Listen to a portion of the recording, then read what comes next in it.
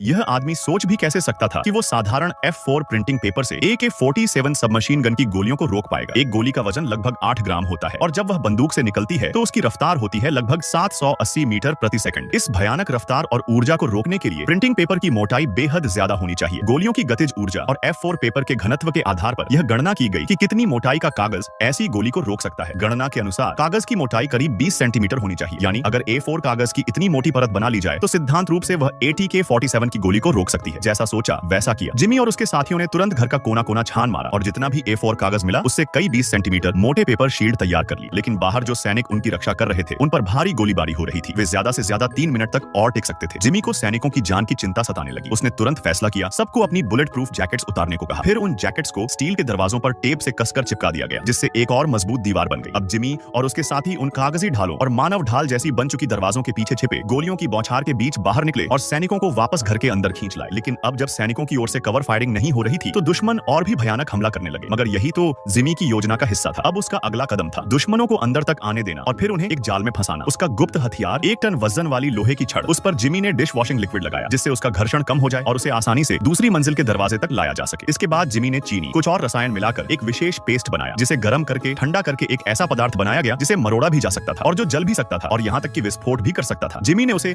अलमारी के चारों तरफ चिपका दिया और एक टूटे हुए वॉकी टॉकी को उसके पास रख दिया। अब सब तैयार था। सबने छिपने की जगह ले ली। तभी दुश्मन भारी ताकत के साथ अंदर घुसा, लेकिन सीढ़ियां पहले से बंद थी। नीचे से आती आहट सुनकर जिमी जैसे ही वॉकी टॉकी से विस्फोट करने वाला था, तभी एक साथी ने उसे एक गोली थमा दी। जिमी की आंखें चमक उठी। उसने तुरंत गोली का सिरा निकालकर उसमें से बारूद निकाला और उसे फ्यूज की तरह इस्तेमाल किया। एक चिंगारी के साथ वो फ्यूज जल उठा और फिर धड़ाम, एक जोरदार धमाके से फर्श में बड़ा सा गड्ढा बन गया। भारी लोहे की अलमारी और तमाम सामान नीचे गिर पड़ा और एक ही झटके में नीचे के दरवाजे को पूरी तरह बंद कर दिया। दुश्मन वहीं फंस गया। जिमी और उसके बाकी साथियों ने इस मौके का फायदा उठाया और खिड़की से बाहर कूदकर जान बचाई।